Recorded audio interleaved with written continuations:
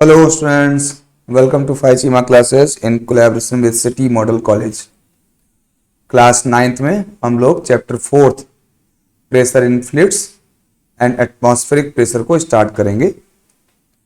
सबसे पहले देखते हैं thrust and pressure. Thrust and pressure को किस प्रकार से डिसाइड करते हैं, तो हम देखते हैं थ्रस्ट क्या होता है। तो thrust is the force acting normally on the surface. जब कोई फोर्स किसी सरफेस पर परपेंडिकुलर या 90 डिग्री बनाते हुए नॉर्मली एक्ट करता है तो उस फोर्स को हम लोग थ्रस्ट कहते हैं। जैसे सपोज किसी ग्राउंड पर जहाँ पर सैंड है या कोई नॉर्मल प्लेस हो सकता है, वहाँ पर यदि आप खड़े हैं तो आपके फीट के द्वारा आपका जो वेट है वो डाउनवर्ड वर्क कर रहा है। तो जो आपका वेट है, क्योंकि वो सरफेस पर परपेंडिकुलर है, डाउनवर्ड है, तो उस फोर्स को, आपके उस वेट को हम थ्रस्ट कहेंगे। और सेम न्यूटन्स थर्ड लॉ के अकॉर्डिंग जो आपका सरफेस है वो भी आपके ऊपर एक रिएक्शन फोर्स लगाएगा नॉर्मल अपवर्ड। वो आपके ऊपर ग्राउंड का थ्रस्ट होगा परपेंडिकुलर अपवर्ड, इस तरह से। तो सरफेस आपके ऊपर अपवर्ड लगाएगा रिएक्शन फोर्स, वो आप पर लगने वाला थ्रस्ट हो गया सैंड की वजह से, जबकि आपके अपने वेट की वजह से जो आप ग्राउंड को पुश करेंगे नीचे की ओर, और वो जो परपेंडिकुलर फोर्स होगा वो ग्राउंड पर आपका थ्रस्ट होगा। तो कोई भी फोर्स जब भी किसी सरफेस पर परपेंडिकुलर अप्लाई होता है तो this force can consider as thrust. Thrust exerted by a body on a surface, जैसा कि यहां पर बताया कि किसी सरफेस पर किसी बॉडी के द्वारा कितना थ्रस्ट एक्सर्ट होता है, तो उसको हम इस तरह से कह सकते हैं कि यदि सरफेस हो और सरफेस पर कोई बॉडी रखी हुई हो तो बॉडी का जो वेट डाउनवर्ड वर्क करता है वही उस सरफेस पर थ्रस्ट होता है। So thrust exerted by a body on a surface is always equal to weight of body. जैसे हम एग्जांपल के तौर पे लें तो यहां पर हम पाएंगे कि कोई जो आपका प्लेन है जब वो फ्लाई करता है तो अपने इंजन से, जो इसके जेट इंजन होते हैं, यहां से एयर को सक करता है और उस सक करने के दौरान उसका एक उसको अपोजिट डायरेक्शन में थ्रस्ट मिलता है और उस थ्रस्ट से वो आगे की ओर मूव करता है। ऐसे जब कोई रॉकेट फ्लाई करता है तो वहां पर भी वो अपने फ्यूल को बर्न करता है और फ्यूल को बर्न करके वो पीछे की ओर एग्जॉस्ट करता है, तो वो थ्रो करता है बर्न करके फ्यूल को, और उसी के reaction force Newton's third law से उसको फॉरवर्ड आगे की ओर ले आता है। तो वो भी वहां पर क्या है, वो भी एक थ्रस्ट की तरह ही वर्क करता है। तो थ्रस्ट का बेसिक एग्जांपल यही हो गया, और उसकी डिफिनेशन हो गई कि thrust exerted by a body on a surface is always equal to weight of body. किसी बॉडी के द्वारा किसी सरफेस पर जो थ्रस्ट लगता है वो उस बॉडी के वेट के इक्वल होता है। थ्रस्ट कैसी क्वांटिटी है? Thrust is a vector quantity. ऐसा क्यों? क्योंकि थ्रस्ट क्या है? थ्रस्ट फोर्स है, थ्रस्ट वेट है, और वेट या फोर्स दोनों ही आपके वेक्टर क्वांटिटीज होते हैं, क्योंकि फोर्स हमको पता है ऑलवेज वेक्टर क्वांटिटी होता है, उसका हमेशा कोई एक स्पेसिफिक डायरेक्शन होती है। जैसे बॉडी का वेट डाउनवर्ड वर्क करता है, यानी बॉडी का वेट एक फोर्स है जो डाउनवर्ड वर्क कर रहा है, इसमें एक पर्टिकुलर डायरेक्शन है, इसीलिए हम कहते हैं कि thrust is a vector quantity. Thrust की यूनिट क्या होती है? जैसा कि अभी डिस्कस किया कि थ्रस्ट क्या है, थ्रस्ट एक फोर्स है, thrust is the force acting perpendicular. तो थ्रस्ट क्योंकि फोर्स है तो फोर्स का यूनिट न्यूटन होता है, तो थ्रस्ट का यूनिट भी न्यूटन हो जाता है। नेक्स्ट बात करते हैं प्रेशर की। प्रेशर क्या है? The effect of the force या thrust, the effect of a thrust depends upon the area on which it acts। यानी कोई फोर्स जो है कितने एरिया पे वर्क कर रहा है इस पर डिपेंड करता है कि वहां पर प्रेशर कितना होगा। जैसे कि कोई सरफेस एरिया मान लो ये है, इस सरफेस का एरिया ए हो और इस पर जो फोर्स लग रहा है वो टोटल फोर्स F लग रहा हो, तो यहां पर जो प्रेशर होगा वो प्रेशर इज इक्वल टू होगा थ्रस्ट अपॉन एरिया। थ्रस्ट का मतलब क्या है? थ्रस्ट का मतलब है फोर्स, और एरिया क्या है? वो सरफेस एरिया जहां पर आपने फोर्स अप्लाई किया हुआ है परपेंडिकुलर। बस ये ध्यान देने की बात है कि यहां पर जो फोर्स होना चाहिए वो सरफेस से परपेंडिकुलर होना चाहिए। कोई भी फोर्स जो सरफेस के परपेंडिकुलर होगा तो फोर्स अपॉन जिस एरिया पर वो अप्लाई हो रहा है उसके रेशियो को हम प्रेशर कहेंगे। अब प्रेशर कैसी क्वांटिटी है? तो जो फोर्स है ये आपकी वेक्टर क्वांटिटी है जिसको हम थ्रस्ट भी कहते हैं। जो एरिया है ये भी आपकी वेक्टर क्वांटिटी है, एरिया भी वेक्टर क्वांटिटी कहलाती है। लेकिन जो प्रेशर है वो फोर्स अपॉन एरिया के इक्वल है, और प्रेशर आपका स्केलर क्वांटिटी है। प्रेशर कैसी क्वांटिटी है? प्रेशर स्केलर क्वांटिटी है, लेकिन जिनसे ये मिलके बन रही है वो फोर्स और एरिया वो दोनों ही वेक्टर क्वांटिटी। जब स्केलर क्वांटिटी है तो इसका मतलब हो गया कि प्रेशर की कोई स्पेसिफिक डायरेक्शन नहीं होती। नेक्स्ट है यूनिट ऑफ प्रेशर। अब प्रेशर का यूनिट क्या होगा? तो इस फॉर्मूले से आप देखें, unit of pressure P equal होगा unit of force upon unit of area. जो फॉर्मूला होता है उसी फॉर्मूले से आप यूनिट निकाल सकते हैं। तो unit of pressure is equal to unit of thrust upon unit of area. Thrust क्या है? थ्रस्ट तो आपका फोर्स है, और फोर्स का यूनिट क्या होता है? न्यूटन, और एरिया का यूनिट मीटर स्क्वायर। ये हम MKS सिस्टम या SI सिस्टम में यूज कर रहे हैं। तो यूनिट ऑफ फोर्स हो गया 1 न्यूटन पर मीटर स्क्वायर, और इसी को हम लोग पास्कल भी कहते हैं, 1 पास्कल। तो पास्कल क्या हो गया कि जब कहीं पर कोई फोर्स जिसकी वैल्यू 1 न्यूटन हो वो किसी एरिया पर वर्क कर रहा हो और वो एरिया 1 मीटर स्क्वायर हो, तो वहां पर जो प्रेशर जनरेट होगा वो आपका 1 पास्कल होगा। इस तरह से 1 पास्कल की डेफिनेशन हो गई कि 1 pascal is the pressure exerted on a surface of area 1 meter square by a force of 1 Newton acting normally on it। इस बात को ध्यान देना जरूरी है कि आपका फोर्स हमेशा सरफेस के साथ कैसा हो? परपेंडिकुलर हो, 90 डिग्री बना रहा हो। तो जब 1 newton force 1 metre square surface area में परपेंडिकुलर एक्ट करता है तो वहां पर जो प्रेशर जनरेट होता है वो आपका 1 पास्कल होता है। ऐसे ही कुछ और यूनिट्स भी हम लिख सकते हैं यहां पर, जैसे CGS यूनिट, ये आपका MKS यूनिट या SI यूनिट हो गया। CGS यूनिट की बात करें तो CGS यूनिट में आपका जो यूनिट ऑफ थ्रस्ट होगा उसका यूनिट होता है डाइन, और यूनिट ऑफ एरिया का सेंटीमीटर स्क्वायर। तो CGS यूनिट में आपका यूनिट ऑफ प्रेशर हो गया डाइन पर सेंटीमीटर स्क्वायर। ये इसको न्यूटन मीटर स्क्वायर में कन्वर्ट करें तो 0.1 न्यूटन पर मीटर स्क्वायर। यदि आप चाहें कि कैसे आया तो उसको भी लिख सकते हैं। तो इसको इस तरह से हम निकाल सकते हैं कि 1 न्यूटन पर मीटर स्क्वायर आपका unit of pressure MK system में। न्यूटन का मतलब होता है किलोग्राम मीटर पर सेकेंड स्क्वायर, और अपॉन मीटर स्क्वायर तो ऑलरेडी है। इसी तरह से इसको यदि हम कन्वर्ट करना चाहें किलोग्राम को तो हम लिखेंगे 1000 ग्राम, तो 10⁻³ ग्राम। मीटर को सेंटीमीटर में लिखेंगे तो 10⁻² centimetre, because in 1 metre there is 100 centimetre, into second square as it is लिखे रहेंगे, क्योंकि सेकेंड तो MKS सिस्टम में भी रहता है और CGS सिस्टम में भी रहता है। अपॉन मीटर स्क्वायर, तो मीटर स्क्वायर का मतलब हो गया 10⁻² सेंटीमीटर और फिर उसका स्क्वायर है, तो देन इसका स्क्वायर। तो हम यहां पर क्या कर रहे हैं? हम यहां पर MKS सिस्टम यानी न्यूटन पर मीटर स्क्वायर को CGS system centimetre gram second square में कन्वर्ट कर रहे हैं।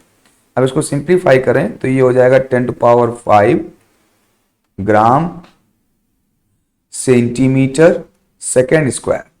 इसी को हम लोग कहते हैं डाइन। अपॉन क्या है? 10⁴ सेंटीमीटर। ओके, तो अब हम यहां पर देख सकते हैं ये किलोमीटर पर सेकेंड स्क्वायर होता है, इसलिए इसको पर सेकेंड करते हैं, पर सेकेंड स्क्वायर। अब यहां पर हम 10⁴ से 10⁵ को कैंसिल करेंगे तो 10 ओनली रिमेनिंग होगा, और यहां आ जाएगा 10 ग्राम सेंटीमीटर पर second square upon centimetre square. अब ये जो ग्राम सेंटीमीटर पर सेकंड स्क्वायर है, इसी को हम लोग डाइन कहते हैं। तो इस नाउ तो ये वैल्यू कितनी हो जाएगी, 10 डाइन पर सेंटीमीटर स्क्वायर। इस तरह से 1 न्यूटन पर मीटर स्क्वायर या 1 पास्कल इज इक्वल टू कितना आ गया, is equal to 10 dyne per centimetre square आ गया। तो हम यहां पर इसको इरेज कर लेते हैं और इस तरह से हम देखते हैं। अब तो इस तरह से अब आपका 1 newton per metre square is equal to हो गया 10 डाइन पर सेंटीमीटर स्क्वायर। कुछ अदर यूनिट्स भी हैं, जैसे 1 बार। 1 बार एक बड़ा यूनिट है प्रेशर का और ये इक्वल होता है 10⁵ न्यूटन पर मीटर स्क्वायर। इसका मतलब ये है कि सपोज किसी जगह पर प्रेशर जो है आपका 5 × 10⁵ न्यूटन पर मीटर स्क्वायर है, तो आप इसको लिख सकते हैं 5 बार, क्योंकि 1 बार इज इक्वल टू क्या हो गया, 10⁵ न्यूटन पर मीटर स्क्वायर हो गया। इसी तरह से इसका एक और यूनिट भी है 1 एटमॉस्फेरिक, जिसको हम 1 एटीएम कहते हैं, और ये इक्वल है 0.76 मीटर ऑफ Hg। इसका मतलब क्या है, इसका मतलब है कि सपोज कहीं पर आपने मरकरी लिया हुआ है एक वर्टिकल हाइट के फॉर्म में, और उस मरकरी की हाइट जो आपने यूज की है यहां पर वर्टिकल फॉर्म में, वो है आपकी 0.76 मीटर या 760 मिलीमीटर। 0.76 मीटर इसकी हाइट है, या फिर इसको आप 760 मिलीमीटर कह सकते हैं। तो इस लिक्विड की, जो मरकरी लिक्विड है, इसका जो प्रेशर होगा उस प्रेशर को हम लोग 1 एटमॉस्फेरिक प्रेशर भी कहते हैं। इसी तरह से एक और छोटा यूनिट है 1 टॉर। 1 टॉर किसके इक्वल है, 1 mm ऑफ Hg के, यानी आप 1 मिलीमीटर हाइट की आपका मरकरी है। यदि आपने मरकरी को 1 मिलीमीटर हाइट का लिया हुआ है, उस 1 मिलीमीटर हाइट के मरकरी का जो प्रेशर होगा वो इक्वल होगा 1 टॉर का।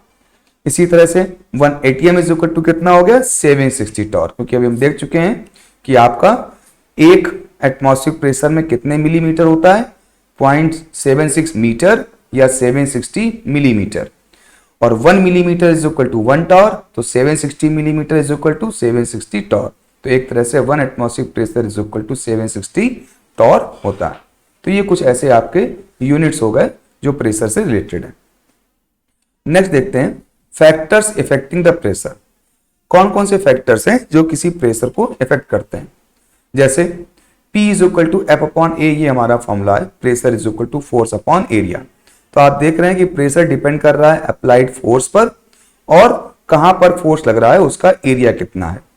तो इस तरह से जो एरिया पे डिपेंड है आपका, the area on which the thrust is applied, कितने एरिया पे आपका थ्रस्ट या फोर्स अप्लाई हो रहा है उस पर आपका प्रेशर डिपेंड करेगा। एग्जांपल के तौर पर लें कि जैसे कोई एक ब्लॉक है, ये सपोज इस ब्लॉक का मास जो है 4 kg है, तो इसका थ्रस्ट क्या हो गया, 4 kgf। यदि इसको न्यूटन में लिखना चाहेंगे तो आप 9.8 से मल्टीप्लाई करेंगे तो न्यूटन हो जाएगा, अदरवाइज इसको आप 4 kgf के रूप में भी इसके वेट को, इसके मास के वेट को लिख सकते हैं, जो कि इसका थ्रस्ट होगा।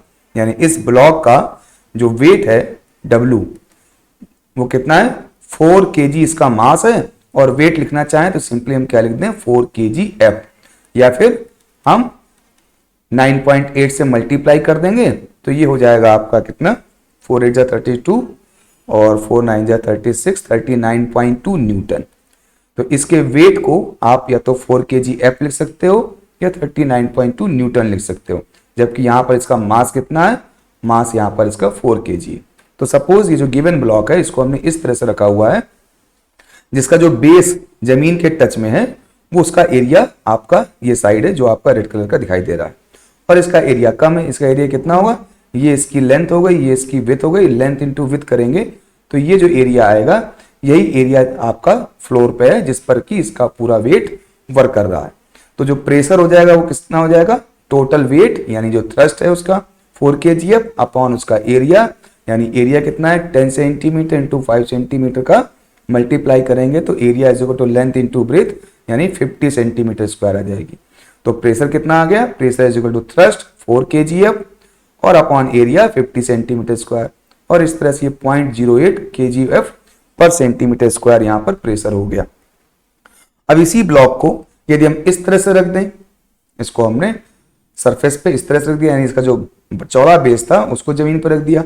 अब इसका वेट तो उतना ही है, मास अभी भी 4 kg है, वेट अभी भी 4 kg अब लग रहा है, लेकिन जो फोर्स है, अब इसका जो वेट है वो वेट पहले कम एरिया पे वर्क कर रहा था, अब वो ज्यादा एरिया पे वर्क कर रहा है, क्योंकि अब एरिया कितना फ्लोर पे है उसका, अब एरिया आपका ये वाला फ्लोर पे है, और ये एरिया कितना है, लेंथ इंटू विड्थ, यानी 10 इंटू 20 200 सेंटीमीटर स्क्वायर, और वेट आपका कितना है 4 kg अभी है। तो इस तरह से आपका जो प्रेशर हो गया यहाँ पर, वो प्रेशर आपका आ गया 0.02 kg अब सेंटीमीटर स्क्वायर, क्योंकि प्रेशर यानी थ्रस्ट तो उतना ही रह गया, वो थ्रस्ट अपॉन एरिया, एरिया आपका इंक्रीज कर गया, पहले एरिया कम था, थ्रस्ट उतना ही था तो प्रेशर ज्यादा लग रहा था, अब एरिया आपका इंक्रीज कर गया 200 हो गया, थ्रस्ट उतना ही है तो प्रेशर आपका कम हो गया। तो इस तरह से हम लोगों ने देख लिया कि जो प्रेशर है, प्रेशर डिपेंड करता है एरिया पर और इनवर्सली प्रोपोर्शनल है, P proportional to F upon A है, यानी जो P है इनवर्सली प्रोपोर्शनल है एरिया का, एरिया इंक्रीज करेंगे तो प्रेशर डिक्रीज करेगा। और साथ साथ प्रेशर किस पे डिपेंड करता है, फोर्स पे डिपेंड कर रहा है, थ्रस्ट पे भी डिपेंड कर रहा है। यानी आपने कोई छोटा ब्लॉक रखा हुआ है, उसका मास कम है तो उसका थ्रस्ट भी कम होगा, तो उसका प्रेशर भी कम होगा। बड़ा ब्लॉक रखा हुआ है आपने और बड़े ब्लॉक का मास ज्यादा है, एरिया उससे कंपैरेटिवली कम है, तो उसका जो प्रेशर जो है ज्यादा हो जाएगा। यानी मास या थ्रस्ट के ऊपर भी आपका फोर्स डिपेंड करता है। सपोज एरिया इतना ही है, एरिया इतना ही है, इतने ही एरिया में आपने छोटा ब्लॉक रखा हुआ है तो उसका मास कम है तो उसका प्रेशर भी कम होगा, और उसी एरिया में आपने ज्यादा मास रख दिया तो एरिया उतना ही है लेकिन आपका थ्रस्ट बढ़ गया, फोर्स बढ़ गया, तो आपका प्रेशर भी इंक्रीज कर जाएगा, क्योंकि प्रेशर आपके फोर्स पर डायरेक्टली प्रोपोर्शनल है। एरिया इंक्रीज करेंगे तो प्रेशर कम हो जाएगा, एरिया डिक्रीज करेंगे तो प्रेशर बढ़ जाएगा, मास को इंक्रीज और डिक्रीज करेंगे तो भी आपका प्रेशर बढ़ जाएगा। तो इस तरह से आपका जो प्रेशर है वो इन दो बातों पे डिपेंड कर रहा है, the area on which the thrust is applied, और कितना प्रेशर या सॉरी कितना फोर्स अप्लाई कर रहे हैं, कितना उसका वेट है, यानी उसका कितना थ्रस्ट है। इन दो बातों पे आपका प्रेशर डिपेंड कर रहा है। तो प्रेशर इनवर्सली प्रोपोर्शनल हो गया एरिया के, और प्रेशर डायरेक्टली प्रोपोर्शनल हो गया फोर्स के। तो अब वे ऑफ इंक्रीजिंग प्रेशर, यानी प्रेशर को कैसे इंक्रीज कर सकते हैं, तो आप यहां देख सकते हैं प्रेशर को कैसे इंक्रीज कर सकते हैं। यदि आप एरिया को रिड्यूस करें तो भी प्रेशर बढ़ जाएगा, फोर्स को इंक्रीज करें तो भी प्रेशर इंक्रीज हो जाएगा। एग्जाम्पल के तौर पर ले लें कि जब हम किसी सपोज ये आपकी बॉलिंग वाली बॉल का जो ये है, इसको यदि आप चाहें कि आप अपने वॉल में इसको हैमर से हिट करके इसको इन कर दें तो आप नहीं कर सकते, क्योंकि इसका बेस ज्यादा ब्रॉडर है, तो इसका प्रेशर यहाँ पर कम होगा। वहीं जब आप नेल लेते हैं तो नेल को आप आसानी से हैमर से हिट करके अंदर कर सकते हैं, क्योंकि यहाँ पर एरिया कम हो गया और फोर्स उतना ही लग रहा है। जितना फोर्स आप यहाँ लगा रहे थे उतना ही फोर्स आप यहाँ लगा रहे हैं, लेकिन यहाँ पर क्रॉस सेक्शनल एरिया ज्यादा था, एरिया ज्यादा था तो प्रेशर आपका कम था। उसकी जगह पर नेल ले ली तो नेल का पॉइंट एरिया बहुत कम है, जिसकी वजह से सेम फोर्स पर ही आपने नेल पर ज्यादा प्रेशर जनरेट कर लिया, क्योंकि एरिया रिड्यूस हो गया तो प्रेशर आपका कम हो गया। इसी तरह जब आप कोई नाइफ लेते हैं या कोई कटिंग टूल होते हैं, वो भी उनकी भी जो एज होती है बहुत शार्प होती है। शार्प एज का मतलब हो गया कि वो जो एरिया है वो बहुत कम हो गया, और जब आप फोर्स लगाएंगे तो बहुत ज्यादा प्रेशर जनरेट होगा और आप इसको यूज कर सकेंगे अपने पर्पस के लिए। तो इस तरह से एरिया को रिड्यूस करके आप प्रेशर को इंक्रीज कर सकते हैं। इसी तरह से way of decreasing pressure, pressure को डिक्रीज करना हो तो इसका रिवर्स कर देंगे। प्रेशर इंक्रीज करना है तो एरिया कम करेंगे तो प्रेशर इंक्रीज हो जाएगा। एरिया इंक्रीज कर देंगे, जैसे यहां पर एग्जांपल में एरिया इंक्रीज कर दिया तो प्रेशर आपका कम हो गया। तो कुल मिलाकर के हम एरिया को डिक्रीज और इंक्रीज करके प्रेशर को इंक्रीज और डिक्रीज कर सकते हैं, और साथ साथ में फोर्स को भी कम ज्यादा लगा करके हम प्रेशर को इंक्रीज और डिक्रीज कर सकते हैं। नेक्स्ट एग्जांपल देखते हैं, प्रेशर इन फ्लूइड्स। फ्लूइड क्या होता है? फ्लूइड का मतलब है any substance which can flow is called a fluid. कोई भी चीज जो फ्लो कर सकती है वो फ्लूइड है, जैसे लिक्विड्स और गैसेस, ये सब क्या है? फ्लूइड। अब फ्लूइड में प्रेशर किस प्रकार से होता है? तो जैसे सपोज ये कोई पॉन्ड है, इसमें आपने कोई पॉइंट लिया, जैसे यहाँ पर फिश है, तो इस फिश पे चारों तरफ से एक प्रेशर वर्क कर रहा है, अब इसके कुछ कैरेक्टरिस्टिक्स हैं, वो क्या है? पहले तो फ्लूइड की बात करें तो ए fluid contained in a vessel exert pressure at all points in all directions.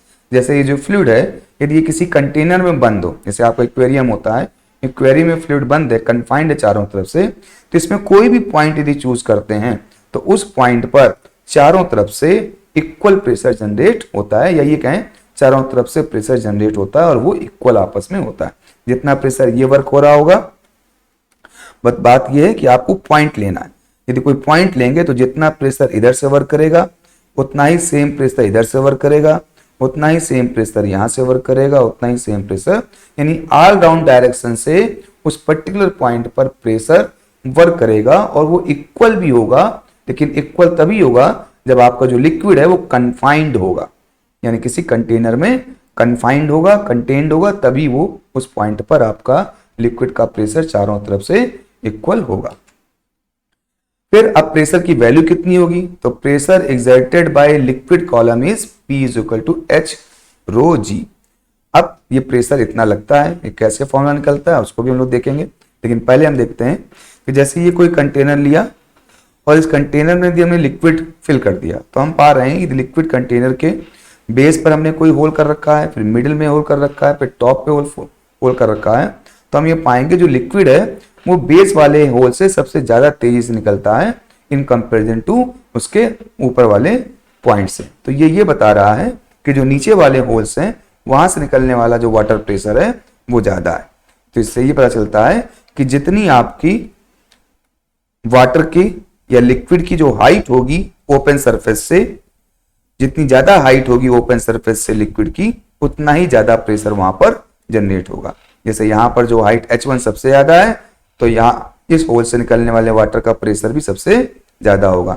यहाँ की हाइट H1 के कंपेरेटिवली कम है, तो यहाँ का प्रेशर भी कंपेरेटिवली कम होगा, यानी H1 ग्रेटर है H2 से, तो प्रेशर एट H1 भी प्रेशर एट H2 से ज्यादा होगा।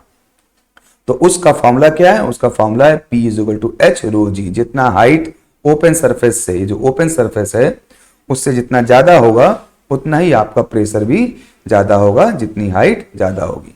अब ये फॉर्मूला कैसे आया है इसको हम लोग निकालते हैं, इसको सॉल्व करते हैं, ड्राइव करते हैं। जैसे हमने एक कंटेनर लिया, उस कंटेनर में ये लिक्विड फिल था, उस लिक्विड में एक इमेजिनरी सिलेंडर ड्रा किया हमने। ये एक इमेजिनरी सिलेंडर है और ये सिलेंडर भी किससे बना हुआ है? ये उसी लिक्विड से बना हुआ है। ये इस तरह से है कि हमने यहां पर एक इमेजिनरी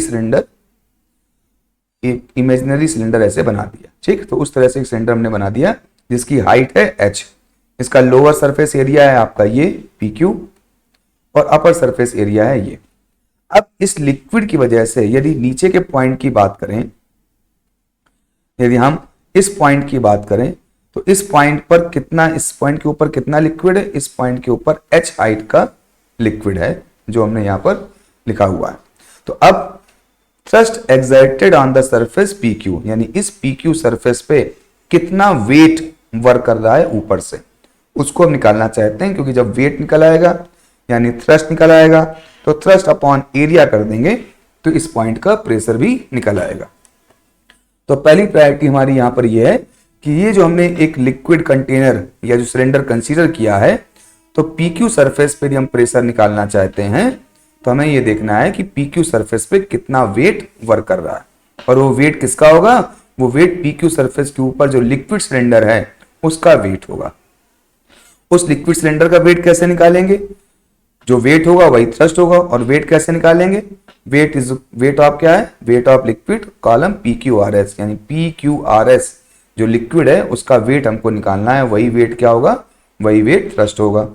अब वेट कितना होगा? वेट इज इक्वल टू होता है मास इंटू ग्रेविटी। और मास किसके इक्वल होता है? मास होता है volume into density into gravity. तो वेट का मतलब क्या हो गया?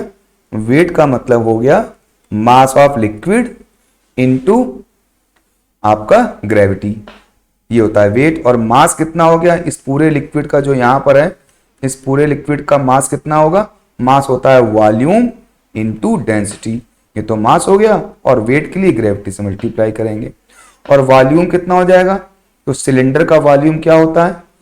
जितना सिलेंडर का वॉल्यूम होगा वही इसके अंदर के लिक्विड का वॉल्यूम होगा। सिलेंडर का वॉल्यूम क्या होगा, cross sectional area A into height, यानी एरिया इंटू हाइट कर देंगे। एरिया हो गया आपका ए और हाइट है आपकी h, तो एरिया इंटू हाइट करने से क्या मिल जाएगा, आपको वॉल्यूम मिल जाएगा। तो इस जो सिलेंडर आपको दिया गया है, इस सिलेंडर का वॉल्यूम क्या हो जाएगा, सिलेंडर का वॉल्यूम हो जाएगा एरिया इंटू हाइट। तो ये तो हो गया आपका volume into density of liquid into gravity. तो ये पूरा क्या बन गया, ये पूरा हो गया आपका थ्रस्ट। ठीक है, अब इसको पुट कर दें। तो एरिया ऑफ बेस सपोज कर लिया हमने ए है, तो एरिया ऑफ बेस तो ए हो गया, हाइट h है, तो वॉल्यूम कितना हो गया लिक्विड का, a into H. Density suppose कर ली, हमारा जो लिक्विड है उस लिक्विड की डेंसिटी कितनी है, d। यहां पर क्या लिखा गया, रो लिखा गया है, तो हम इसको यहां पर रो लिख सकते हैं डेंसिटी को। तो सपोज कि हमने डेंसिटी जो ली हुई है, डेंसिटी हमने कितनी ली हुई है, रो ली हुई है। डेंसिटी को d से रिप्रेजेंट करते हैं और d के साथ साथ हम रो से भी रिप्रेजेंट करते हैं। तो यहां पर हमने सपोज जो हमारा लिक्विड है उसकी डेंसिटी कितनी है, रो, तो डेंसिटी रो हो गई इंटू ग्रेविटी जी। तो इस तरह से टोटल थ्रस्ट कितना हो गया, A H rho ji. A H हो गया वॉल्यूम, रो डेंसिटी, वॉल्यूम और डेंसिटी से हो गया मास, मास और ग्रेविटी से हो गया वेट। तो ये क्या हो गया, वेट, और वेट क्या होता है, वेट होता है थ्रस्ट। ठीक है, तो इस तरह से आपका थ्रस्ट निकल आया। तो जब यहां पर थ्रस्ट निकल आया तो थ्रस्ट अपॉन एरिया कर दें आप। जो थ्रस्ट अपॉन एरिया होगा वो क्या हो जाएगा, प्रेशर हो जाएगा। तो thrust is exerted on surface P Q of area A, so pressure P is equal to thrust upon area. Thrust तो आपने निकाल लिया है, A H rho ji. Area कितना है, ए कंसीडर किया है, ए से ए कैंसिल हो गया, तो प्रेशर कितना आ गया, एच रो जी आ गया। यानी किसी भी लिक्विड में यदि एच हाइट नीचे कोई पॉइंट चूज करते हैं तो उस पॉइंट पर जो प्रेशर होगा वो किसके इक्वल होगा, उस पॉइंट के ऊपर के लिक्विड की height into density into gravity. अब यहां पर एक चीज और है कि जब सरफेस ओपन है तो इसके ऊपर आपका एटमॉस्फेरिक प्रेशर भी होगा, क्योंकि ऊपर आपका क्या है, एटमॉस्फेयर भी है।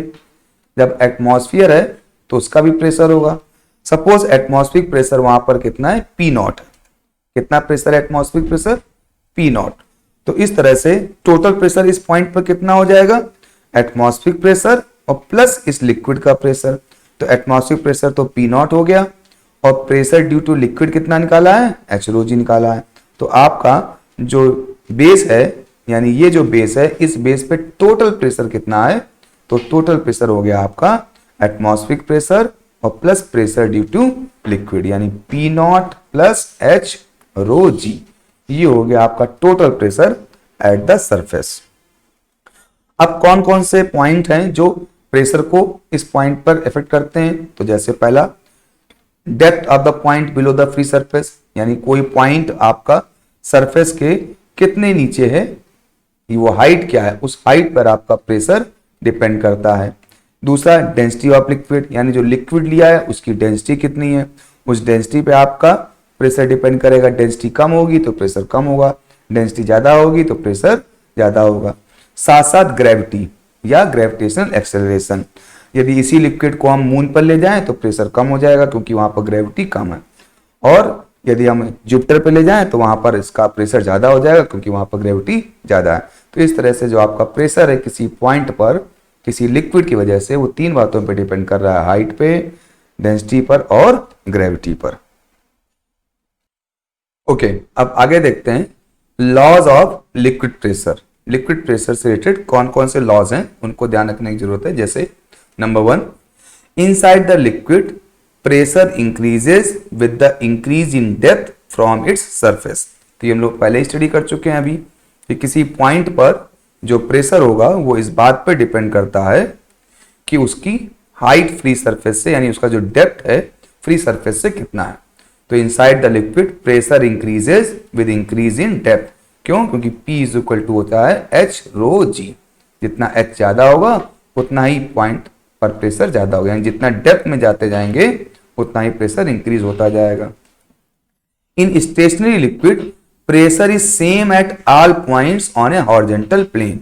यानी यदि लिक्विड स्टेशनरी है, मूव नहीं कर रहा, जैसे यहाँ पर लिक्विड कन्फाइंड है, आप किसी वेसल में है और कन्फाइंड है, तो और उसमें कोई हॉरिजॉन्टल लेवल है, कोई भी आप हॉरिजॉन्टल लाइन ड्रा कर लें, जैसे सपोज हमने ये हॉरिजॉन्टल लाइन ड्रा करी, तो इसका कोई भी पॉइंट यूज करें, सारे पॉइंट पर जो प्रेशर होगा वो सेम होगा। ये आपका सेकंड लॉ बता रहा है। लेकिन ये तभी होगा जब लिक्विड स्टेशनरी होगा। लिक्विड स्टेशनरी है, लिक्विड फ्लो नहीं कर रहा है, तो उस केसेस में जो प्रेशर होगा सेम होगा at all points on horizontal plane. यानी इस हॉरिजॉन्टल प्लेन पर जितने भी पॉइंट्स आप कंसीडर करें, सारे पॉइंट्स सेम हाइट पर हैं, सेम डेप्थ पर हैं फ्री सरफेस से, इसलिए इन सारे पॉइंट्स पर जो प्रेशर होगा वो सेम होगा। नेक्स्ट है pressure is same in all direction about A point in a liquid. इसका मतलब यह है कि जैसे सपोज हमने कोई ये पॉइंट लिया, इस जगह कोई पॉइंट लिया, तो इस पॉइंट पर प्रेशर हम चाहे इस तरफ से देखें चाहे इस तरफ से देखें, किसी भी डायरेक्शन से प्रेशर को देखें, इस पर्टिकुलर पॉइंट पर, पॉइंट की बात हो रही है, बॉडी के लिए बात नहीं हो रही है, किसी पॉइंट की बात करेंगे तो उस पॉइंट पर चारों तरफ से जो प्रेशर होगा वो इक्वल होगा। ठीक है, तो एक ये हो गया। इसके लिए लिक्विड एक जैसा ही होना चाहिए, एक तरह का ही लिक्विड हो, तो उसमें यदि कोई पॉइंट चूज करेंगे तो चारों तरफ से उसका लिक्विड का जो प्रेशर होगा वो सेम रहेगा। ऐसे ही नेक्स्ट है pressure at same depth is different in different liquids, it increases with the increase in density of liquid. तो अब इस बात है कि यदि हम सपोज किसी वेसल में,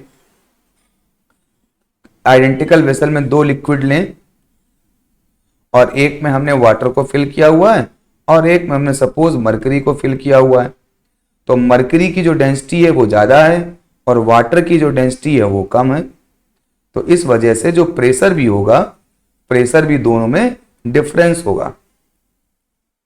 जो मरकरी में प्रेशर होगा वो ज्यादा होगा क्योंकि उसकी डेंसिटी ज्यादा है, जबकि वाटर में जो प्रेशर होगा वो कम होगा, उसकी डेंसिटी कम है, जबकि दोनों की हाइट जो है सपोज h हमने सेम रखी हुई है। तो pressure at same depth is different in different liquids, liquid अलग हैं तो उनके सेम हाइट होने के बावजूद भी उन पर जो प्रेशर होगा वो अलग अलग होगा, क्योंकि प्रेशर में एक चीज और रिस्पॉन्सिबल है डेंसिटी, और डेंसिटी अलग है तो इसलिए प्रेशर भी अलग होगा। ऐसे एक और एग्जांपल ले सकते हैं, जैसे सपोज ये हमने कोई ट्यूब ली हुई है और इस ट्यूब में इस तरफ हमने वाटर फिल किया हुआ है और इस तरफ हमने मरकरी फिल किया हुआ है। सपोज मरकरी इस जगह तक है और यहां पर इस तरफ मरकरी ले लेते हैं हम लोग,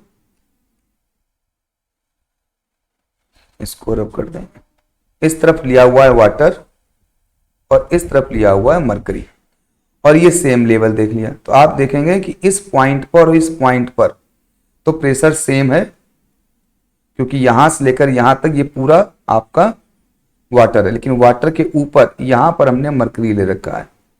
ठीक है, तो अब हम ये दो पॉइंट ले लें, एक पॉइंट यहां ले लें और एक पॉइंट यहां पर ले लें, ये दो पॉइंट ले लें, तो इस पॉइंट पर प्रेशर अलग होगा जबकि इस पॉइंट पर प्रेशर अलग होगा। ऐसा रीजन क्यों है? क्योंकि सेम वही बात जो अभी हमने पीछे देखी है कि यहां पर जो प्रेशर है इस जगह पर, ये आपका प्रेशर होगा Hg की वजह से, मरकरी की वजह से, जबकि यहां पर जो प्रेशर होगा वो वाटर की वजह से होगा, और दोनों की डेंसिटी अलग अलग है, इसलिए यहां पर आपका जो प्रेशर भी होगा वो अलग अलग होगा। लेकिन यदि यहां की बात करें, ये जो नीचे लाइन ड्रा करी है, तो यहां पर भी आपका वाटर है और यहां पर भी आपका वाटर है, तो वाटर यदि है तो वाटर में एक ही तरह का लिक्विड है तो उसमें सेम लेवल पे प्रेशर सेम रहता है, लेकिन जैसे ही आपका लिक्विड चेंज होगा तो आपका प्रेशर भी चेंज हो जाएगा। नेक्स्ट देखते हैं, a liquid seeks its own level. इसका मतलब यह है कि सपोज आप किसी लिक्विड को किसी प्लेस पे रखते हो तो सारा लिक्विड जो है अपने लेवल को सेम कर लेता है। जैसे यदि डिफरेंट डिफरेंट शेप्स में यदि हम वाटर को फिल करें तो वाटर हमेशा यदि आप एक सेम लेवल पे अपने आप आ जाएगा यदि आपस में ये ज्वाइंट हो। सपोज ये सारे पाइप्स आपस में ज्वाइंट हो तो जो वाटर होगा वो सभी में एक कॉमन लेवल हमेशा ऑब्टेन कर लेता है। तो a liquid seeks its own level, तो जितना भी लिक्विड आपस में कनेक्ट होगा यदि आपस में वो फ्लो कर सकता है तो हर तरफ लिक्विड का जो लेवल होगा वो सेम होगा। नेक्स्ट देखते हैं some consequences of liquid pressure P is equal to H rho G। जैसे in sea water the pressure at certain depth in sea water is more than that at the same depth in river water. तो उसका reason साफ है, जो सी water होता है उसकी density ज्यादा होती है जबकि रिवर वाटर की डेंसिटी कम है। तो ऑब्वियस बात है, जब डेंसिटी रो जिसकी ज़्यादा होगी तो सेम हाइट होने पर उसका प्रेशर भी ज़्यादा होगा। इसीलिए सी वाटर में सेम डेप्थ पर सी वाटर का प्रेशर ज़्यादा है, जबकि रिवर वाटर का प्रेशर कम है, क्योंकि रिवर वाटर की डेंसिटी भी कम होती है। The wall of A dam is made thicker at the bottom. जब कोई डैम होता है वहां पर जो वॉल होती है तो वो नीचे की ओर, यानी जो आपका बॉटम होता है रिवर का या जो आपका वाटर बॉडी होती है उसका जो डैम बनाते समय उसकी जो वॉल होती है वो नीचे ज्यादा थिकर होती है। उसका रीजन ये है कि जैसे जैसे नीचे आते जाएंगे वाटर का प्रेशर भी इंक्रीज होता जाएगा। तो इसलिए इसकी स्ट्रांगनेस के लिए हम आपके डैम की जो नीचे का बॉटम प्लेस है उसको हम ज्यादा थिकर बनाते हैं, जिससे कि वाटर के एक्स्ट्रा प्रेशर को जो डेप्थ की वजह से, ज्यादा डेप्थ की वजह से ज्यादा प्रेशर है, उसको ये आसानी से बियर कर सके। The water supply tank is placed high. जो वाटर सप्लाई टैंक होती है जिससे हम लोग के घरों में वाटर आता है, वाटर सप्लाई होती है, उसको हम लोग एक्चुअली क्या करते हैं, वो हमारे यहाँ हाई हाइट पर लगाई जाती है। उसका रीजन ये है कि जब हाई हाइट पर होते हैं तो उस वाटर का प्रेशर भी ज्यादा होता है और वो आसानी से हमारे घरों में वाटर को पहुंचाया जा सकता है। इसीलिए जो वाटर सप्लाई टैंक है वो हमेशा हाई प्लेस पे होते हैं। तो आज के लिए बस इतना ही। नेक्स्ट टर्न पर फिर इसके आगे डिस्कस करेंगे और चैप्टर के कुछ क्वेश्चंस भी करेंगे। तब तक के लिए take care and bye bye.